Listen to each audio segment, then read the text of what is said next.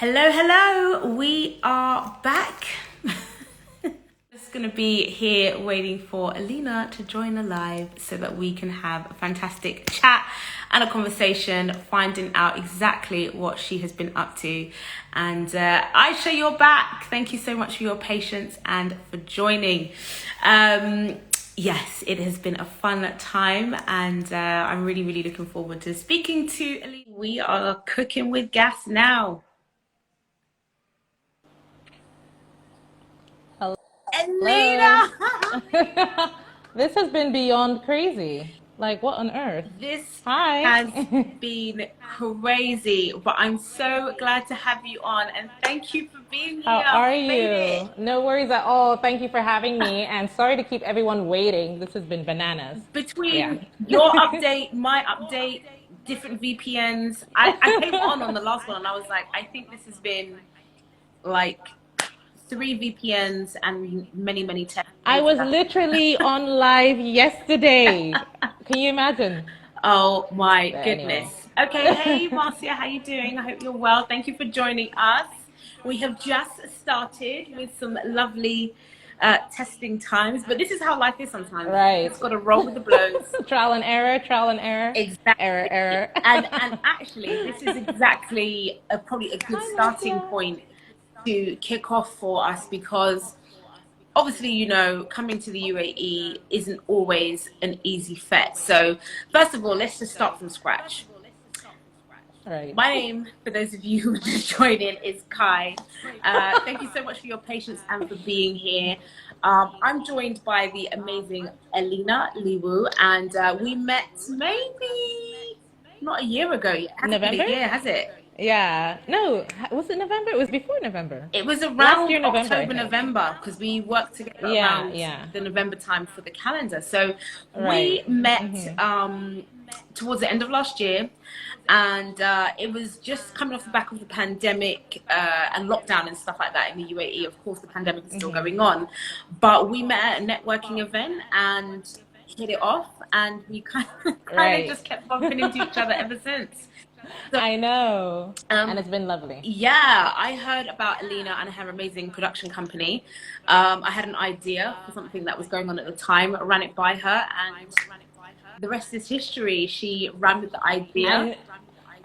And you're being you're humble about it. I had an idea and I ran it by her. She had a brilliant idea to do a calendar featuring all the Black entrepreneurs, business leaders, and just people who are thriving and who are Black and proud across the UAE to be in a calendar, something that had never ever been done before.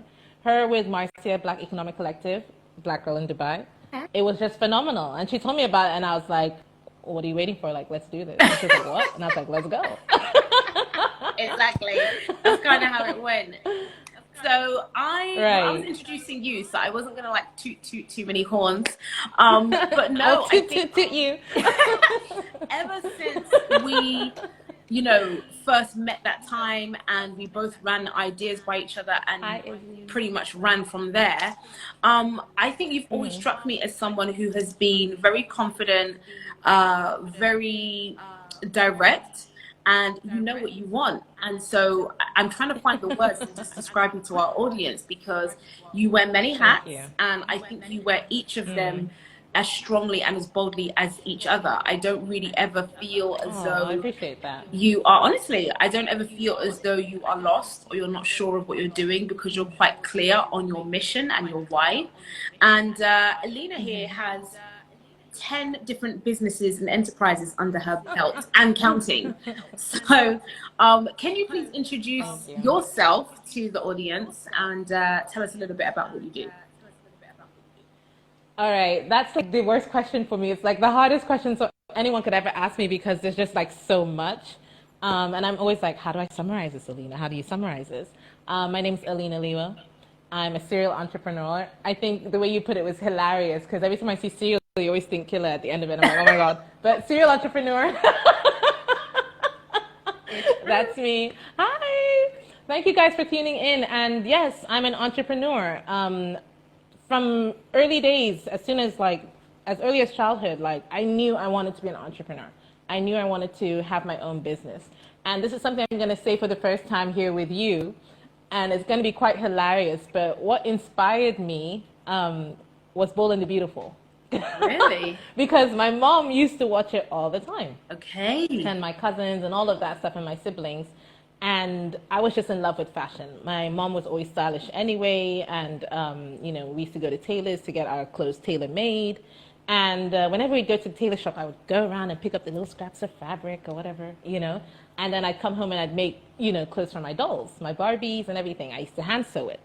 And I used to watch Bold and Beautiful and forget about the drama, okay? I was always, you know, excited to watch the fashion runway segments, okay? Right. For those of you who don't know, my background is in fashion design. So when I used to see those fashion runway segments, I'd be like, you know what? And I'd see them like, you know, wrapping the fabric around the mannequins and all of that. And I'm like, I get it, because I'm doing it with my Barbies, right? And I'm like, you know what? Why not on me? So one day I came down the stairs, you know, and everyone was like, what the? And I had hand sewed my first dress at the age of 7. And so that's where it started. Mm-hmm. And I knew that I had to have my own fashion brand, just like the Foresters and Bold and Beautiful. Okay, so, you know, that combined with, you know, the confidence that you speak of, it comes from my parents. Mm-hmm. Both my parents are go-getters. My mom's just a go-getter by nature, you know, attitude, and my dad professionally. To introduce myself to you properly, I was born and raised in Dubai, in the UAE. People were like, oh my God, so weird. But yeah, I was born and raised here. And then we moved to the States when I was like 15, okay? And my dad was the international project manager for 𝗖𝗂𝘀𝗃𝗏. So, you know, he set up all of the 2G, 3G networks going into 4G, 5G across, like, you know, the Northern Emirates and then the Southern Emirates, and then, you know, went overseas and was doing all of that. And so, a little bit of a background.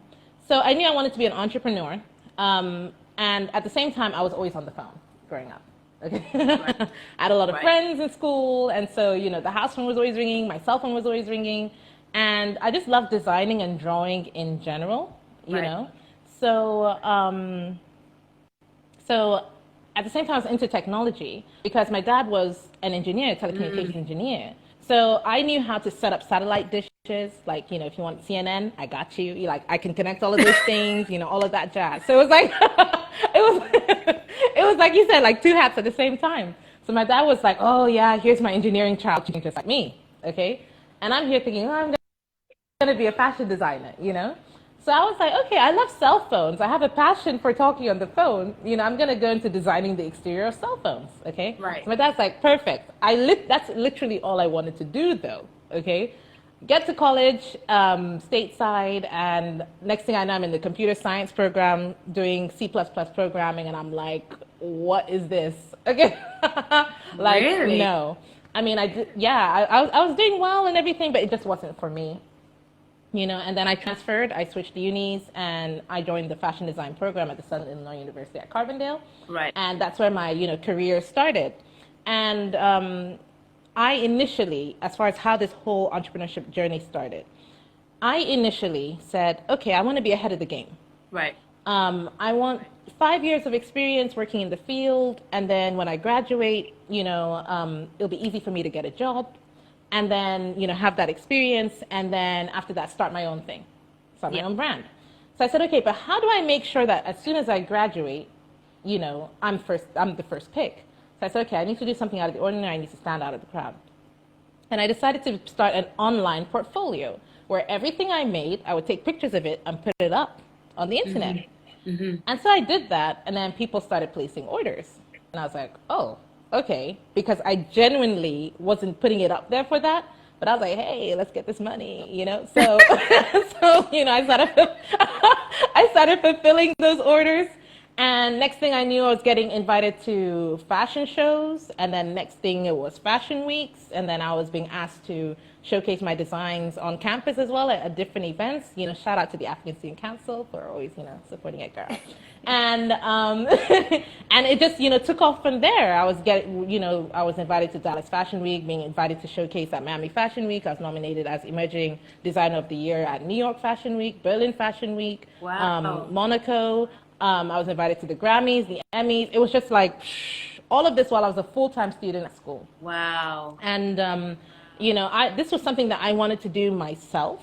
There's 8 of us all together as far as siblings. So I have 7 siblings, and yeah, there's 8 of us all together, okay? And my dad funded all of our education, put us all through school on his own. And I have 2 younger siblings under me, like behind me, after me, whatever. Anyway, I have 2 younger siblings, right, after me. And I'm like thinking while I'm in college, I'm like, you know, wow, you know, this is really expensive, you know? And they never said anything. They never said it's expensive or whatever, but I was like, you know, I need to be proactive, you know, Right. like, okay, you know, they cover tuition and fees, but, you know, I'm going to cover my own books. I'm going to cover my own phone bills and all of that stuff. And definitely for my business, I'm going to fund it myself.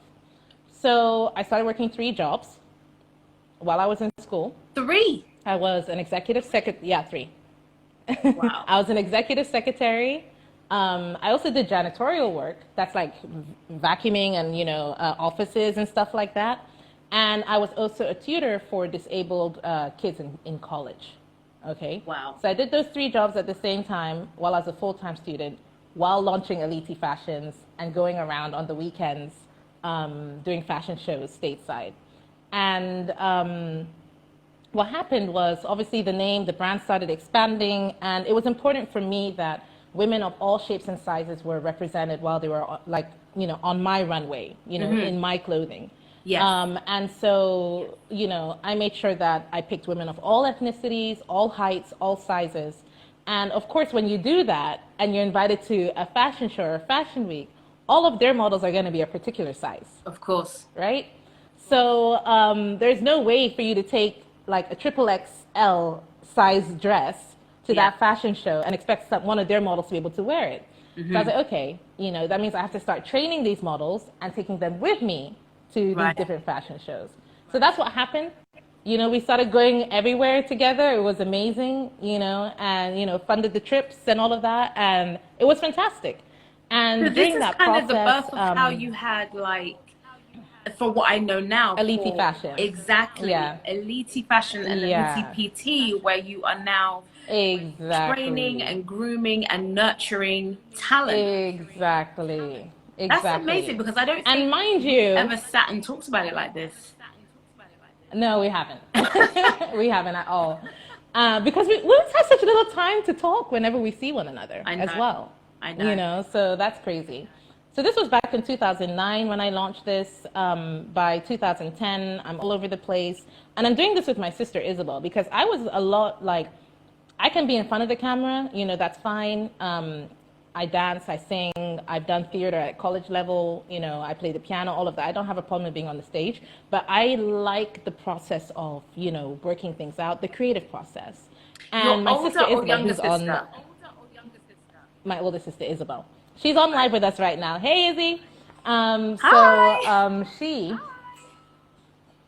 She likes being in front of the camera. Right. Okay. And so what would happen is I would design the outfits and then she would model them. Right. Right.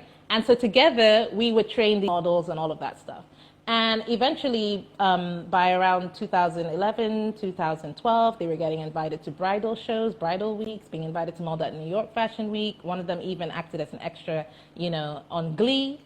So, you know, they were being on TV and everything. And so together we're like, you know what, we're doing pretty good with this. Like, why don't we open a productions and talent agency, you know? And that's how the birth of 𝗖𝗂𝗃𝗃𝗵, you know, happened.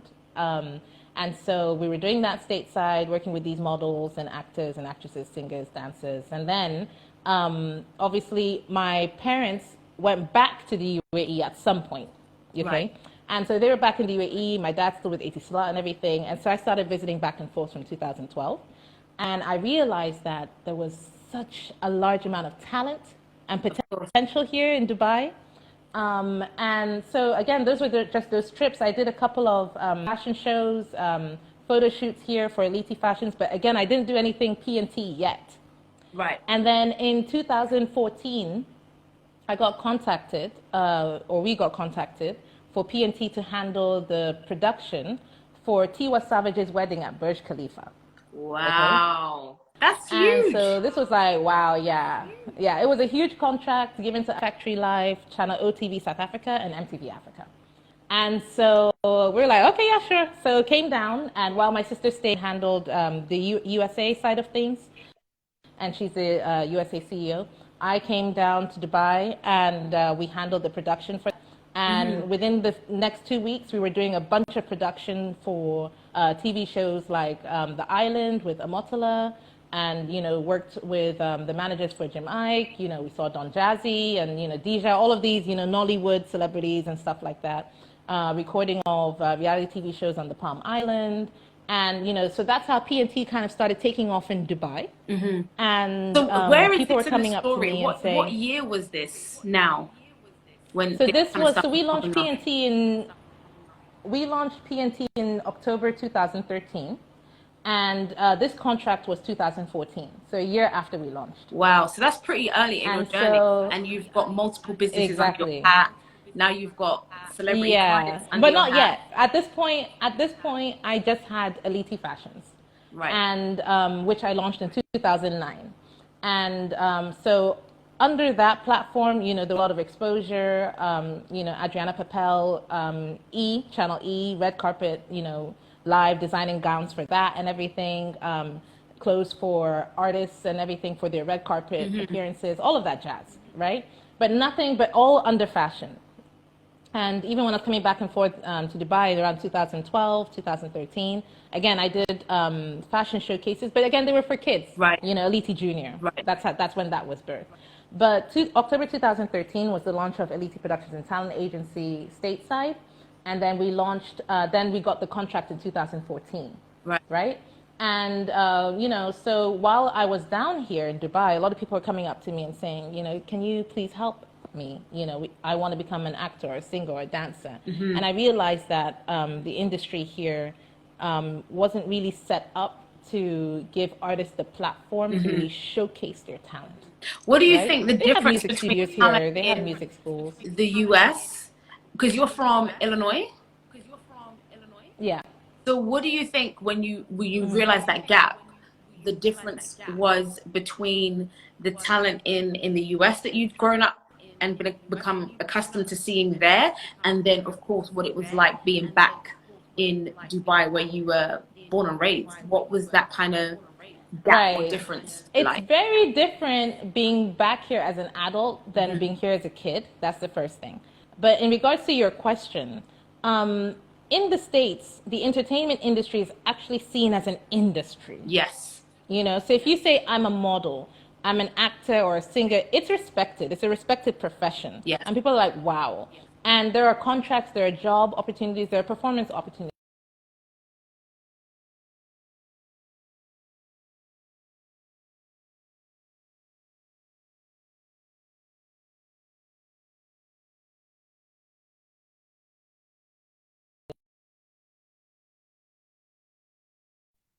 Because, Kai? I'm still here. A call tried to come through. Cool. Oh, okay, that's fine. Leave us alone. We're on Instagram Live. Okay.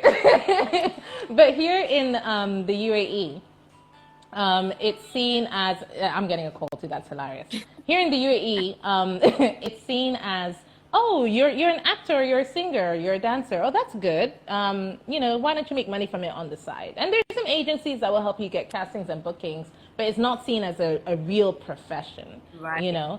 And so you have some people who understand what it really means to be in this profession and respect the industry, and they're passionate and they're driven, and they aspire to be in it and to thrive in it. And then you have other people who are like,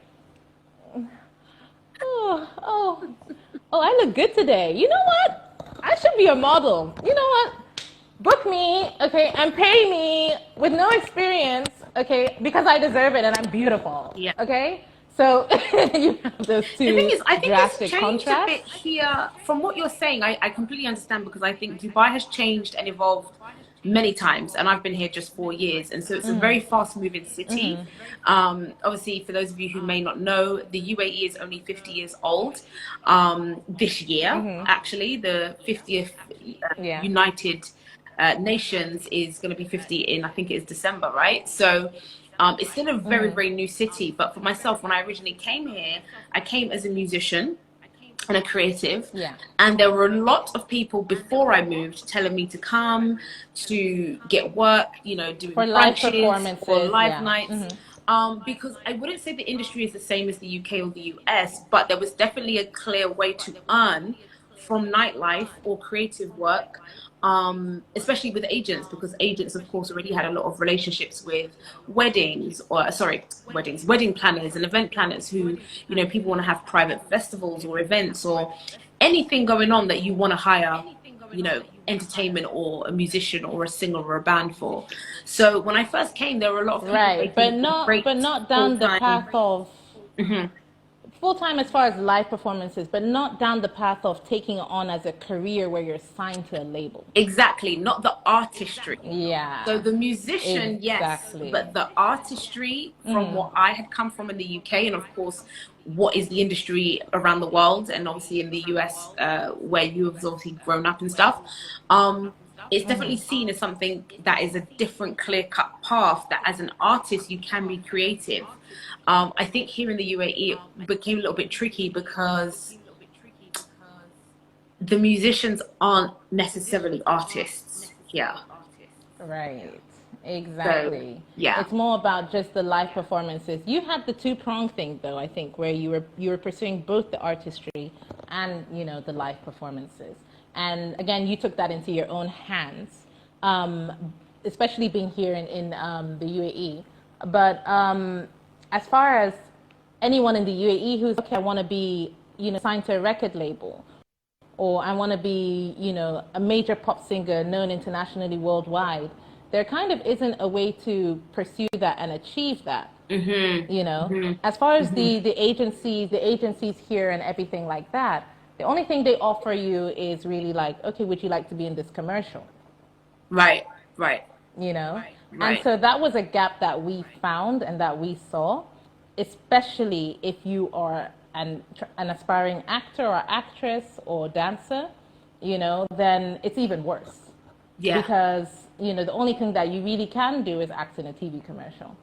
Right. You'll never really see yourself like now, because of Netflix, you know, expanding opportunities to producers and directors globally, giving a platform to showcase their movies. Now you may hear that, oh, somebody's trying to, you know, create a movie for Netflix or, you know, that type of thing. But it's not really, you know, common or, you know, something you can truly expect to find here. And a lot of people would be going to like music schools or, you know, music colleges here and there. And then it was like, when they're done, it's like, okay, that was fun. Go be an IT tech or go be, you know, an engineer or go work in like whatever the case is, you know, go be in business management, that type of thing. And so, you know, by what we did was in 2017, we officially launched a branch here. And upon launching the branch, we now have 350 talent worldwide, 350 plus talent worldwide. And they're from all over the world.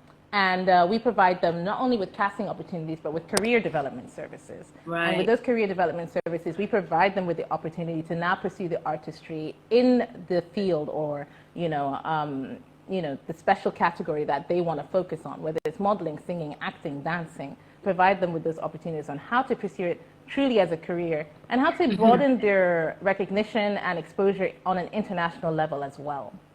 So that's something that, you know, is really important to us as an agency. We started the talent exchange program where we have mentors stateside who welcome our UAE or international talent to the US and train them and give them that experience of what it actually means to be an artist in the US working in the entertainment industry. So those are things that we take seriously for all ages because I mean, there are people in other parts of the world truly making money from this, like doing what they love. And we believe that everyone should be able to do what they love. And that's kind of what, you know, our agency stands for. Our slogan is talent begins in you because we are all talented, we are all gifted. We work with freelancers as well, you know, whether they're makeup artists, hairstylists, artists, and we provide them with those opportunities and the chance for them to see how they can really turn, you know, this gift that they have into a money-making career. You know, and of course we work with athletes as well, soccer players, international basketball players, but that's something else. You know, those are mainly like our international athletes in different parts of the world or American international basketball players. But really, I mean, people who live in the West are afforded that opportunity to really make money doing what they love. And just because of circumstance or location, someone who is a gifted artist can't do the same. Yeah. And so we're bridging that gap. We're trying to, you know, create that change here.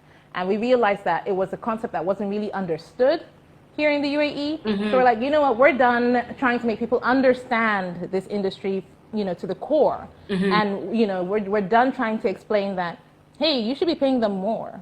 Not 150, you know, dirhams per hour. You know, you should be paying them, you know, 1,500 dirhams per hour. Hello. You know, they don't understand it. So we're like, you know what, we're done. You know, let's take you to the US. So you can really experience this. You can really have that exposure. You know, we have a lot of partnerships in place now with celebrity vocal coaches, managers, you know, stateside in LA who have managed artists like Nelly, Mary, Destiny's Child, Beyonce, you know. Amazing. So it's very exciting. We're partnering with American Idol, America's Got Talent, and The Voice. So we're really creating avenues for our talent worldwide to experience the same experience that our American talent do. Fantastic. So, girl, you said so much, and I'm just like, I wanted to actually ask you something about your dad, so I'm going to reel it back just a little bit because there's a couple of questions that I think we've covered already.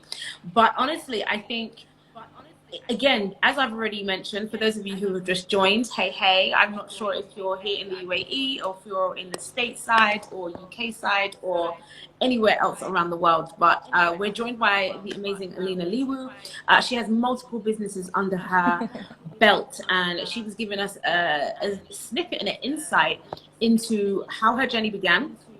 Born and raised in Dubai, but having a short period in the US, Illinois, over in the stateside, and then coming back as an adult, a young adult, into Dubai and seeing how things have changed and how they're different to being, you know, across the world, and especially from the States where the entertainment industry is huge. You know, Hollywood is massive and everything surrounding that.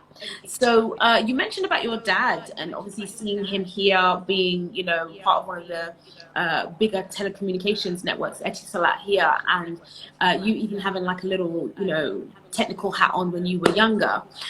Do you think seeing what your dad was doing, and then of course being one of 8 siblings, was part of what gave you that confidence and that drive to kind of be seen and show up? Like, how do you think that played a part, if any, to who you are today and how you drive and strive with the motivation that you have?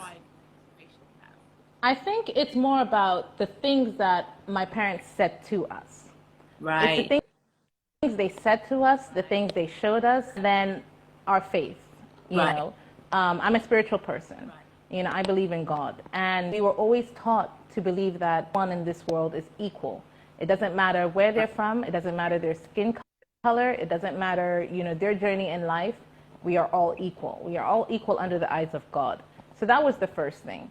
And then the second thing was we were always told to be proud, to stand proud, be proud of who you are, be proud of where you come from, and, you know, have that confidence.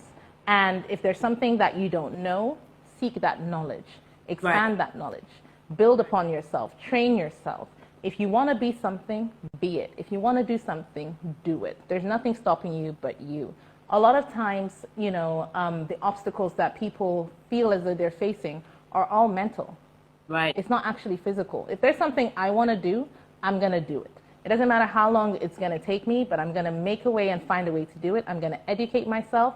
Like, for example, with my fashion brand, I knew how big I wanted it to be. But I knew that, obviously, like I said, I was working 3 jobs. You know, I'm paying for these models to fly around with me, you know, across the States and everything. I'm, you know, doing collections. You know, I'm paying for my books. You know, my parents are paying for my tuition and fees. But, you know, I'm taking on a large expense. And if I really want to compete and really take my brand to where I want it to be,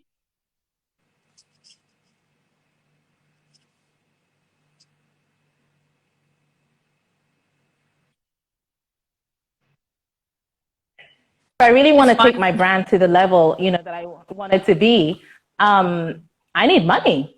I need to pay marketers. I need to pay, you know, brand managers and all of that stuff. So I said, I don't have that right now. So I need to be everything that I need. So I had to educate myself, you know, and I received training in business management, business planning, and international marketing and trade from the Illinois Small Business Development Center. Like, I beefed myself up so that I could be everything that I needed to be for my business. I trained myself when it came to, you know, graphic designing and all of that stuff so that I could handle the marketing. I could sit in the business boardrooms, you know, and make the tough decisions and, you know, be a part of those meetings. And, you know, by the end of it, when I graduated, I didn't graduate with, I mean, I did have job offers like out in LA, some in New York, you know, to be head designer here, tech designer there. But I graduated also with a contract from Walmart, you know, offering to put my clothing in all of their, you know, stores across the USA, which would have been like $235,000 a month. I got, you know, requested to be part of this group for buyers called Liberty, where they would have put all my clothes in North America, Canada, like Canada, Australia, and Oslo. And all I needed was mass manufacturing, right? And I didn't have that stateside. So that's why I started back and forth to the UAE, because there are a lot of factories here in the UAE. And, you know, that's what I was doing when I was coming for those visits and expanding upon that, you know? And so, sorry, Kai, hold on a second. So, I mean, do you think... I keep putting on silent, but it keeps coming on. Yeah. Do you think, I mean, you sound like you have just been a really headstrong, determined go-getter. And I love that, you know, your parents have given you fantastic grounding foundation in the beginning. You sound like you're around a lovely, beautiful family with the, you know, siblings who are always supporting each other. But did you find that there was any friendly competition between your siblings, or were, for example, you and your sister always happy to work together and support each other and do things as, you know, a sisterly unit? Well, initially when it came to music, we both learned how to play the piano at the same time. Amazing. Okay. I was 7 and she was 9. And we took lessons for just about 3 months and then stopped. Right. Okay. And then, but the reason why I'm able to play the piano at the level at which I am now is because of that friendly competition, where we challenge one another and we push one another, because we're competing to be like, okay, who can play more, you know, who can create their first song, you know, that type of thing. So that friendly competition kind of, you know, instilled what has, you know, kind of built me to who I am today. But I have their never ending, you know, support in everything that I do, you know, because they want me to be successful. And of course, it's returned as well. You know, so my family has a big role to play in regards to, you know, why I'm the way I am, the confidence that I have, knowing that you have the right people who have your back. Right. It's not just about, you know, having people around you. Like I'm a strong believer in, you know, company is everything, and having the right company. You know, you're better off being by yourself than being around the wrong people. And I'm happy to be by myself than to be around people who, you know, aren't around you for the right reasons. So yeah. So, I mean, traveling back and forth and having family in the US and then family in, you know, Dubai, but then being born and raised in Dubai and all of that stuff, like, how have you found it mentally, especially now that we're older? And I think in the last year, 2 years, people have been speaking about mental health a lot more, but where have you kind of taken measures to look after that and balance that lifestyle, and even balance your identity between two opposite cultures? Again, it's about staying grounded, staying focused, and knowing what it is that you're aspiring to achieve. A lot of people come to Dubai and get, you know, blindsided by, you know, the lavish lifestyle and, you know, trying to live off that impression of, oh, you know, I've made it, you know, I'm rich, I'm here to spend money and have a good time. And if you live your life caring about, I mean, it's true. If you live your life caring about, you know, what people think and how they perceive you, you know, it's going to take you a much longer time to achieve the goals that you wish to achieve. Absolutely. You're going to be spending money in the wrong places. Your attention is going to be diverted and in the wrong places rather than being on your personal growth, you know? So I think it's important to stay focused. I'm someone who has good tunnel vision, you know, and so, you know, that keeps me focused.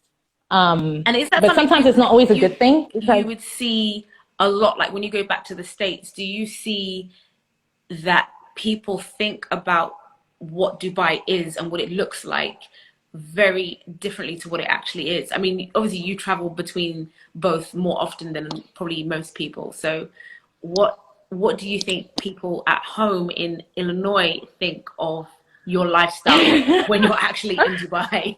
Well, first of all, like when I first moved there, I stuck out like a sore thumb. My accent was different. I dressed more fancy. I looked more fancy. You know, I actually cared about my appearance. Not to say that people stateside don't, but it's more of like, okay, if I'm going to class, I'll be in sweatpants and a t-shirt, you know, and only if I'm going out on the weekends, then I'll dress up. But here in Dubai, you always look appropriate. It doesn't matter where you're going, right?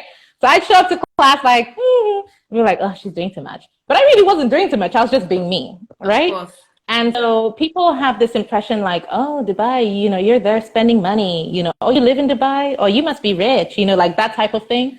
But again, it's just stereotypes and stuff to ignore. Who cares what people think, what they say, like leave them alone in their corner, let them be busy thinking in a way, you know, focus on what you're doing. And that's something I think has really kept me, you know, focused and guided, because, you know, even when it comes to my parents or my siblings, sometimes they don't always support my ideas, you know, or my suggestions. You know, but again, it doesn't matter what they think. What matters is, you know, sometimes when it comes to the tough decisions, what would God say? I know some people are not religious, right? So maybe they can't relate to this. But for me, when it comes to those hard and tough decisions, it's like, okay, is it considered right or wrong in the eyes of God? Right. Because at the end of the day, that is the supreme being, right? Yeah. Everybody under that is just a human being, including our parents, you know, and they're not always right, just like we're not always right, you know. So when it comes to those hard, tough decisions for me, some people may have another spiritual reference that they, you know, kind of go to, but that's what God is my anchor, and he keeps me grounded and focused. And, you know, when it comes to making the right decision about things or treating people a certain way, or, you know, the way I move or the things I do. I'm not perfect. I'm not pretending to be perfect or anything, but, you know, that guides a lot of my decisions as far as the things I do. Yeah. So, yeah. No, I love it. And then as far as the 10 businesses that you're talking about. So many of the questions that I've had down, like, it's like you memorized the whole set. Oh, really? Some questions beforehand and you're just like knocking them all out the park. But that's fantastic. So, with all the things that you're juggling and, you know, time zones, different projects, charitable endeavors, how do you balance your time? How do you stay focused and just have a clear, healthy mindset for all the things that you have to be responsible for? I think it's about having that focus and agenda. You know, like, or purpose. It's more of a purpose, you know, because people always like, oh, you know, you have 10 businesses or, you know, whatever the case is. It's nothing I aspired to do. It's not something I planned out for myself. If you remember, I said when I was a kid, I wanted to be a fashion designer with a huge fashion brand, you know, but, you know, at some point in time, and you didn't waver from that. Very, very clear, very, very focused. Yeah. I'm very good at knowing what I want because I do a lot of self-reflection. Because even when I was a kid, you know why, actually, let me share this with you. Because when I was a kid, right, you have a lot of siblings, right? I'm sibling number 6, okay, out of eight kids, right? At this point, everybody's friends, you know, everybody's buddy, everybody has their partner or whatever the case is, you know, and they know what they're doing. At an age where now you want to, you know, start playing or having fun or going out, everybody's like, go away, Alina, go away, Alina. Okay. I'm like, oh, why don't they want me around? Okay. Like, what's up? Okay. And then on top of that, you know, they're going for, like 2 of my siblings, Isabel and the sibling above her, Jennifer. They're going for karate lessons. They're going for ballet lessons, you know, and I'm there and I'm younger. And I was so skinny as a kid, by the way, like so skinny. My parents used to be afraid that if I did anything, I would break. Okay. So I'm like, I want to go for ballet. I want to go for karate. They're like, no, Alina, you're still too little. Stay home. And I'm like, what? You know, and literally, I promise you, every day, I don't know for how long, I used to dress up in a tutu, and I used to go to my parents and say, can I go for ballet lessons now? Can I go for ballet lessons now? And they'd be like, every day, no, Alina, you're too little. No, Alina, you're too little. No, Alina, you're too... So I was like, you know what, screw this. Okay? I'm like, screw this. Like I'm going to teach myself how to do ballet. Little girl, like from the get-go. Yeah. At any time, I was like, screw this. Of what they were saying make you feel less than, or make you feel like you were little Alina. That was the problem. That was the problem. It did. And I had to self-reflect and be like, why is this the case? Okay. And then I asked myself, I said to myself, do I really need them to do this? And the answer was no. Okay. So if you remember, I said, you know, my dad worked with 𝗖𝗂𝘀𝗁𝗵 a lot, right? And so we had a computer back then, like, you know, the desktop computer. And I guess there must have been something like YouTube back then, because I remember going on the internet and watching videos, okay, ballet videos of like Swan Lake and all of that jazz. And I was like, okay. And then I try to copy it and do it, you know. And then I'd be like, Stephanie, Issa, my younger siblings. I'm like, come on, let's do ballet. And then we'd all do it together, you know. And I wanted to do gymnastics because they were doing gymnastics. They said no. So I taught myself how to do flips and cartwheels and all of that jazz. And I can still do it to today, you know. And same thing with, like, the only thing I couldn't teach myself was how to do kung fu and karate. Right. Unfortunately, maybe one day, you know. But I realized, that I don't need anybody to do the things that I want to do. Right. You know, and I think that's what really, you know, instilled that independence in me also as an adult, you know, which is why I kind of went off and said, I want to do this business, but I don't want the money to come from my parents. I want to do it myself. Yeah. You know, and so, you know, that's how that launched. That's how, you know, that came about, you know, and so I've always been level-headed and focused, you know, as far as, you know, doing what I need to do to achieve the goals that I desire. Yes. You know? Yes. And then to answer your question, as far as how the 10 businesses got started, at some point, my mom got sick. You know, they found a tumor in her and it was massive. It was the size of a grapefruit. And it was just a crazy time. And of course, at this time, we're in Dubai. And if you don't know, insurance or no insurance, medical bills here can get really, really crazy, you know, especially when you're talking about, you know, bigger illnesses like that. And I said, oh my gosh, this is crazy. And the last thing I want is, you know, for her to heal up and be in debt. I don't want our family to be in debt. Yeah. And so I was like, okay, I gotta dig my heels in the ground and make money. And so I sat down and I asked myself, what can you do, Alina? What can you do? So I made a list of all the different things that I could do, and I literally turned each one of them into a business. Fantastic. And so my mom was in the hospital for like 2 months straight. You know, it was crazy, you know, but by the time she came out of it, I mean, we didn't have a medical bill. Wow. Yeah. You know, so, I mean, it's just that drive and that push that, you know, I think for me, my biggest drive is my family and making sure that they're good, making sure my people are good. Yes. You know, that's what's important to me. That's my drive. Because when it comes to myself, I'm not going to lie, I kind of suck.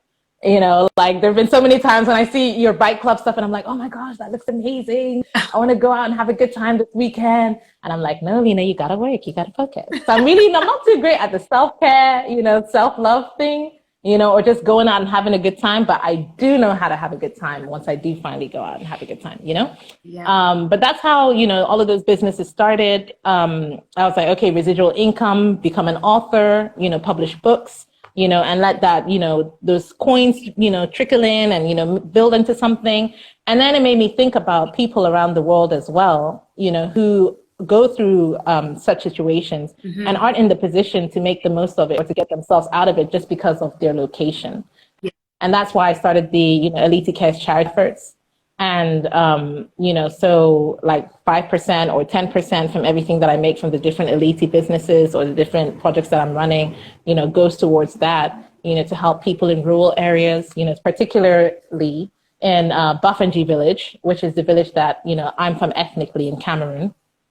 And, you know, so a lot of, you know, projects and efforts go towards that or, you know, just supporting, you know, people back there in general or helping them out, you know, that type of thing.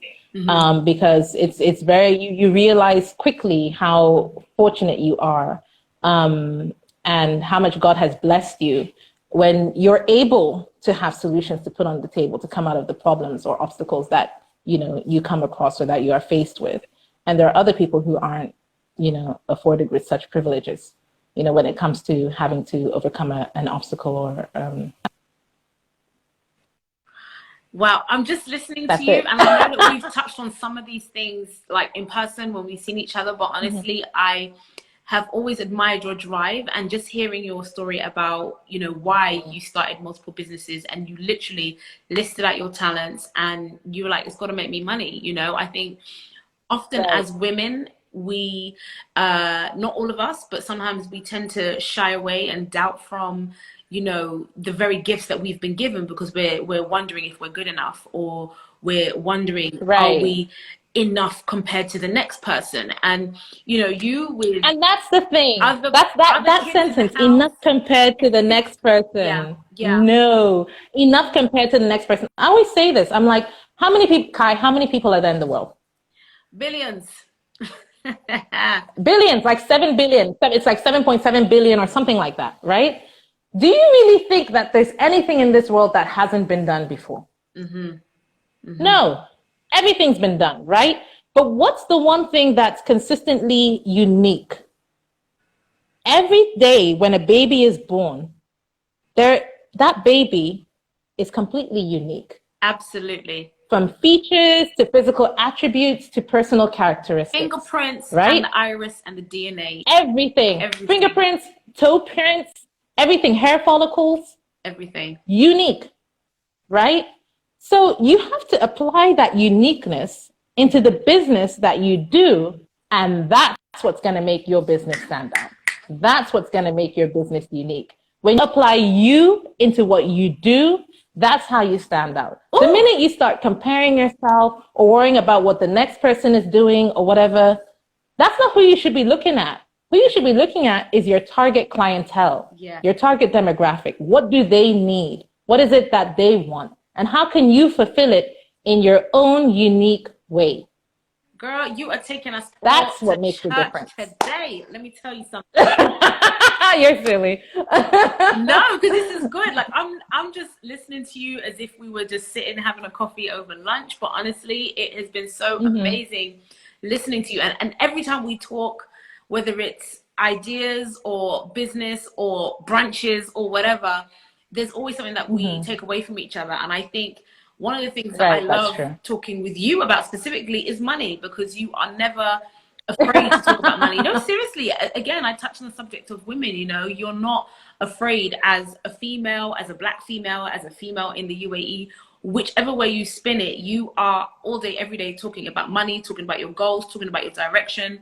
And it's beautiful to see because you're unapologetic about it. And, you know, many women at different ages and different stages have come to that point, but when they were younger, didn't have, you know, the set of circumstances that you had presented in front of you. And I love how you have taken your, you know, your siblings and turned it into friendly competition. You have taken your surroundings and run with your sister, doing stuff, you know, in the household, and then coming to the UAE and having, you know, something bittersweet like an illness turn into flourishing businesses. That is just beautiful. And not only did you turn it into businesses that made money, you made money and you cleared your family's, you know, medical bills. So it's just incredible that you've been able to do that. And I really, really hope that everyone listening, there's been, you've got some amazing comments here. Be unique from Marcia. Such an amazing story from 𝗖𝗍 here. Hey, EJ. It's great. I've seen a couple of comments go by, but you've been speaking and I've missed one or two. But somebody else also earlier on said that you were preaching and that they loved your story. So it's been great just hearing you, because the passion that comes out when you're speaking from the very beginning right until the end, you have been so focused. And honestly, we can talk forever, but I would love to know for our final... Is it already time? Okay. Well, almost. You're like, we can talk forever. I'm like, no, it's ending. I was going to ask, what would you tell your younger 18-year-old self? However, I'm going to flip it and ask, what advice can you give to any young person or any person on here who may be doubting themselves or who may be wondering if they are enough? I know we've kind of briefly touched on it just at the end of what we were saying, but if there is something that you can look directly into the camera and give them a message, what would that be? I think everybody should aspire to be their best self all the time. Mm-hmm. When you wake up in the mirror, you want the person who you see looking back at you, you want it to be someone you respect, someone you love, someone you care about, someone you admire, you know? So I'm somebody who, like, every 3 days, if not 2 days, I'm constantly self-reflecting. Yeah. You know, how can I self-improve? You know, what could I have done to handle the situation differently? Why did things go the way they did? And not, they did this and they did that. No victim approach. All right? What could you have done, you know, to have made the outcome come out in a way that would have been more favorable to you? So definitely self-reflect more. Okay? Because you want to be your best self always. Okay? And the next thing is just do it. Yes. Stop making excuses. It's all in here. Yeah. Just do it. Put it out there. Yeah. Okay? And go for it. There's no obstacle. There's no one stopping you, you know, but you. Yes. You know, listen to the right people. It doesn't matter who they are. It doesn't matter, you know, if they're your family or a parent or whatever the case is. Listen to the right people, because just because they love you, it doesn't mean they should be giving you advice. Yes.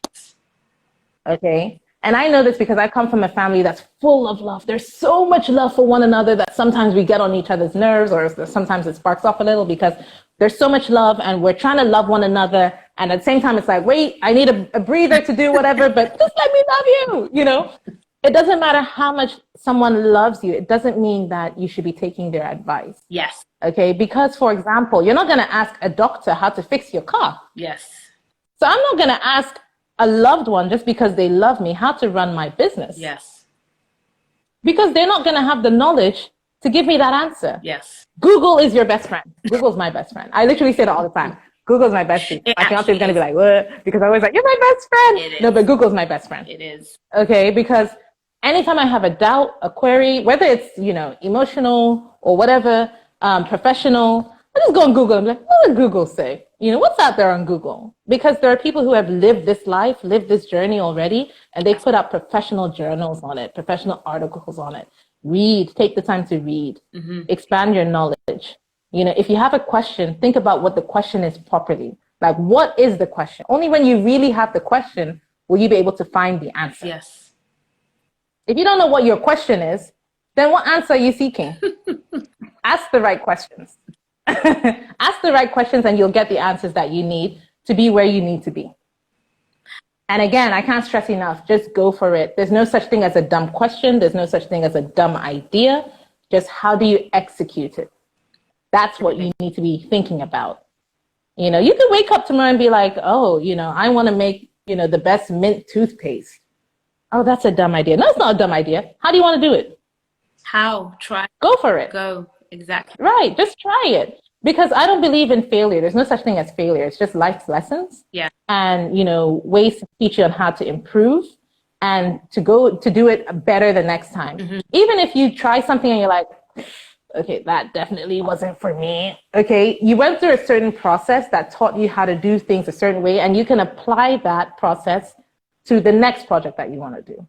Absolutely. One of the things that I had to learn whilst I was here is that, you know, especially with some of the businesses that I've been involved in, there are many times where you could try and do events or ideas and it doesn't work, but you never lose. You know, you never take that L that I think the internet has become accustomed to giving people. Oh, they took an L, they took an L. No, you either win or you learn. Okay. And when you win, you earn maybe money, you earn respect, you might earn many different things. You earn that experience. Lesson. You know, exactly. Right. But it's never a loss. And I love that because, you know, especially with this whole L culture that everyone was going around with, it's like, no, you win or you learn, and the L is for learn, not for loss. It is, honestly. You've Right. got to find ways to. And I think it's really important. I think it's really important. Yeah, I agree. And I think it's really important to make a list of, if you need to actually write it down, the people who are truly important to you in your life. And even those people shouldn't have that much of a say over how you live your life or how you perceive yourself, like what you think of yourself, the impression that you have of yourself, because people are so tuned into the internet, to social media and everything, that they actually care what people say. They actually care what people think. I post a lot on social media, but it's honestly, folks, like I said, I don't really go out that much. I'm always working. So it's kind of like, you know, the social media is like my playground where I get to express myself and just have a little bit of fun. Yeah, I'm lacking that. But I put it out there and it's fun. Who likes it? Who doesn't like it? Who cares about it? Who doesn't care about it? I don't give a hoot, because that's my business. I was happy when I did it, and I was capturing that moment of my happiness. And that's what I put out there and shared with the world. You know, people need to stop caring about who commented and said this, or what knowledge do they have, what credentials, what background do they have to stand on that platform to judge you. Even anyone's perception of, oh, you're beautiful or you're ugly. According to who? Forbes 100 most beautiful women, or the most beautiful man in the world, or this, that. According to who? Are you telling me that you went to every country in the world, all the way into their rural areas and into the rural villages, and looked at every individual face to tell me that this is the most beautiful person in the world? So I think people need to really put things into perspective before they allow themselves to be so easily influenced, you know, by, you know, what society deems as this or that, or the perfect this or perfect that. You are perfect. That is perfection. Your imperfections make you, or your uniqueness makes you, and that makes you perfect. God made you perfectly. So you don't have to follow someone to be perfect to do this or to do that. As long as you did it your way, then it was perfect. That's the way I see it. I absolutely love that. And you have literally just dropped the mic on us there with a perfect way to close. No, I'm kidding. No, honestly, you've dropped some amazing gems. And so many times whilst you were speaking, I'm thinking, man, I'm going to make this a little clip. I'm going to make this a little clip, because you have literally dropped so many beautiful gems throughout this chat. So I am gonna say a massive thank you, and please, there are still quite a few people on here. A couple had some comments and stuff which I think I caught. Apologies if I didn't get to shout that out or ask your question, but yeah, sorry, I was talking too much. No, it's fine. We're listening, we're engaged. Please let our audience know where they can find you and connect with you if they want to know more. Oh, yeah, sure. Just alinaliwo.com. That's ALINALIWO.com. And, you know, it's just a little bit more information about me, about the different businesses that I do. And you can even have a look at them and see them on there. And yeah, let's connect. I don't mind.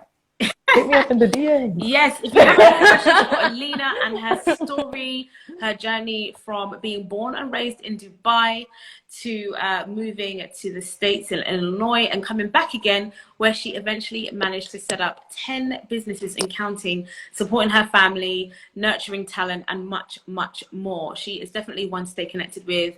And yeah, I think you can learn a lot about her and having a strong mindset and how you can push forward in your dreams as well. I am Kai, and of course, if you do also want to reach out, you can find me on my Instagram right here as you've been watching. I am Simply Kai.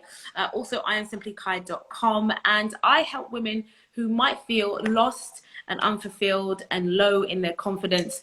And I hope you go boldly after those dreams, baby, because I, like Alina, I'm here in Dubai, and I'm one of those people who took that leap. So please share with someone that you think might need to hear this.